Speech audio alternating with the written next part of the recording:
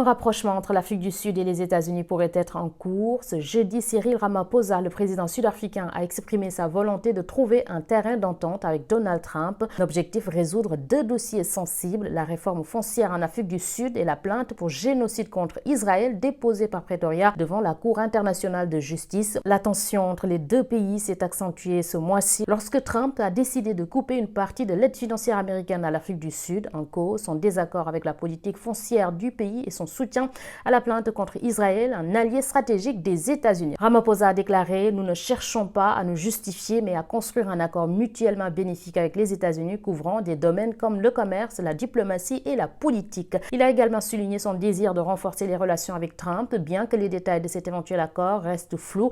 Si l'Afrique du Sud ne dépend pas fortement de l'aide américaine, une inquiétude persiste, son statut commercial préférentiel accordé par la loi AGOA, loi sur la croissance et les opportunités économiques en Afrique, pourrait être menacé sous l'administration Trump. Par ailleurs, Pretoria tient à préserver sa position de pays non aligné, refusant de s'engager trop étroitement avec les grandes puissances comme les États-Unis, la Chine ou la Russie.